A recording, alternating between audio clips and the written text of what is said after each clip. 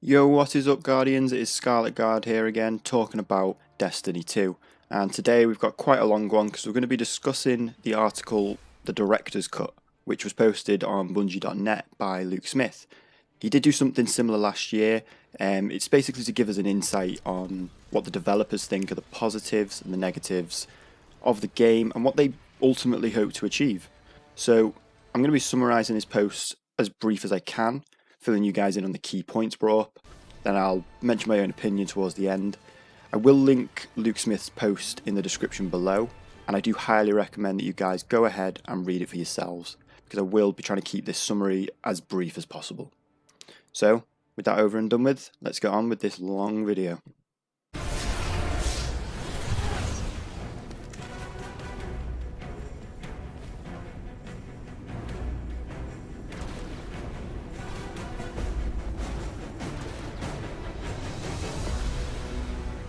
So guys, the director's cut has a lot of information in it, so I'm going to go ahead and try and keep it to what I think are the main points. These fall into the aspiration, fear of missing out or FOMO with seasonal content, and legendary weapon retirement. I think these are the main topics, but there are some much smaller topics to bring up toward the end that he talks about. So for now, let's talk about aspiration. A quote here is, "We need to refuel aspiration in Destiny 2. For those of you who don't know, aspiration refers to a hope of achieving something. So Luke Smith talks about how Bungie want to return that feeling to the players of Destiny, that goal to work towards, that vision of what you could become as a Guardian. The next few points he lays out are basically how Bungie plan to make that happen. So let's start with the section he's quite aptly named Season of Change. In this section, he talks about Bungie having watched and learned from their seasons since the release of Shadowkeep. He goes on to list what Bungie thinks have been working well for them. Seasonal narratives connecting to one another, basically an overarching story that brings all the various seasons together, and to be honest, no argument there from me. The Save a Legend element from Season of Dawn is obviously referring to the rescue of Saint 14 and how that really grabbed a lot of veteran players and the new players as well. I personally love this. Saint 14 was the legend I was always most interested in back in Destiny 1, but it sounds like Bungie may be thinking of doing something similar again in the future, so possibly bringing more legendary Guardians back. And then the Battle Pass, or the simplicity of leveling up for the rewards. He doesn't actually mention the XP values here, which is a thing that players seem to have a problem with, but me personally, I don't. Obviously, that opinion will change Guardian to Guardian, as it obviously depends how much time you can or want to give to the game. After this, he talks about what Bungie thinks isn't working or needs to be worked on. He mentions that they feel they aren't delivering an evolving world, instead, just a world of private activities and rewards that go away. This falls into the fear of missing out, or FOMO. Bungie don't want players to miss out on the chance of playing a specific activity or losing the chance of earning certain rewards, but they do also need to look at it from a development point of view. This basically means that they're trying their best to find the balance between players not missing out on content, but also not overloading their game with constantly new and permanent activities. I don't personally know the logistics of how big an activity is in comparison to a game, but I do know too much content, the game will break. If your game breaks, players can't play it. Luke Smith mentions that this is a tricky balance as these elements usually work against each other. What seems to be an attempt to counter this, Bungie basically want to integrate their seasonal content and its narratives with the already core activities of Destiny 2, therefore reducing that fear of missing out that he talks about. This will also offer them the chance to really evolve the world around us, and as we get through those seasons. Moving on, he talks about the changes to legendary weapons. Since Destiny 2 released, you've had the option to keep a weapon you like and infuse it indefinitely for your use. This does create a power creep, which has been one of Destiny's problems for a while. It also means that developers can work they can't work on new gear as much because their focus is tweaking the old stuff to make sure it fits with the new activities, the newer weapons.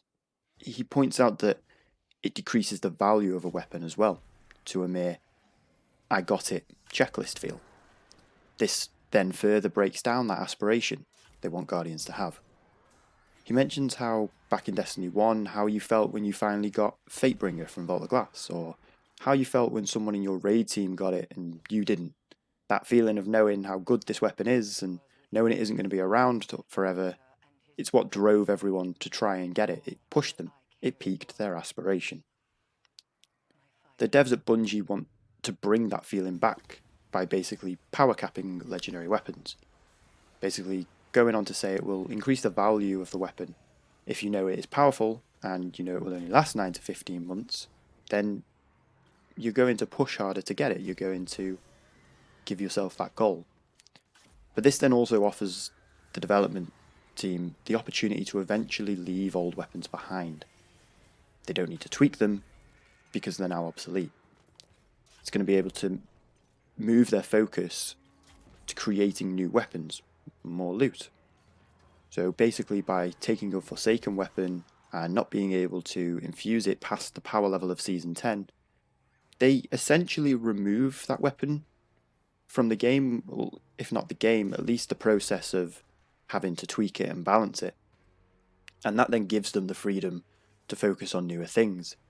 He does point out that they don't intend to apply this to exotic weapons as of yet. With him saying as of yet, it could imply that it's something they might be thinking about in the future. Don't know yet.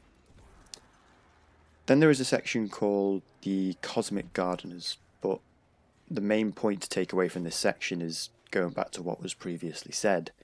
They want to add more content, change the world around us, but adding more content and features such as arenas and events creates more problems for Destiny's maintenance team. Then, as mentioned before, he goes on to list some smaller topics. There's 4 of them to be exact. The first one being faction rallies. They will not be returning. No more. There wasn't enough player engagement, and he mentions that there was too many characters to work into the game, but he does also state that the faction loot will be available through the legendary engram pool. Then, a small change to bright engrams. The Eververse store will no longer be selling them, as Bungie basically want players to know how much an item is that they're buying. They will still be obtainable through the Season Pass rewards though. Number 3 is New Light, New Intro. Basically saying they weren't 100% with the New Light experience and plan to change it, bulk it up, and finally, quest log. Here he explains that Bungie will be making a few alterations to quest logs, so it's easier to view and less daunting for players that have a ton of them. They basically want to categorize quests, and then quests will be stored in those categories. Categories will be like exotic quests or seasonal quests, and it's just a small change that they hope will make a big difference. So, like I said, trying to keep it brief. I did so very quickly. My thoughts on all this, I think Bungie are pretty spot on with what they think they've gotten right and what they plan to change. I completed the season pass for each season so far. I played the arenas that came with them and completed the seals, but once that is done, what else do? I grew bored of the arenas quite quickly as I'd gotten all the loot from them fairly quickly, and then I lost my drive to run them again because, quite frankly, apart from the Triumph seals, what was the point? So integrating seasonal content with the core activities does sound quite interesting, and I can't wait to see how that looks in the future, especially for the newer seasons. Talking about weapons now, this is what I feel like is going to affect a lot of people, maybe positively, maybe negatively, maybe a bit of both. Personally, for me, it falls more towards a positive. For example, I really favour two specific weapons at late, them being Randy's throwing knife and Recluse. I pretty much use these weapons everywhere, from PvE to PvP. And it's not that I don't like other weapons, I love a lot of other weapons, but these specific two are just a little too good to not use. Putting a power cap on them and saying, okay, after Season 10 these weapons will have run their course, you'll not be able to infuse them up any further. Yeah, I'm going to be sad to see them go, but ultimately it will drive me to now search and obtain replacements for those weapons. New weapons that can fill the gap left by losing those older ones. I think that is what Bungie have been talking about, what they want to bring back, that aspiration, that goal making, that sense of achievement, pushing Guardians to go out and get the next loadout of better weapons that are now more power relevant. So guys, that is everything on Bungie's Director's Cut. As of recording this video, we've had a This Week at Bungie article update which goes into subclass changes and what they plan to do for Trials of Osiris coming out.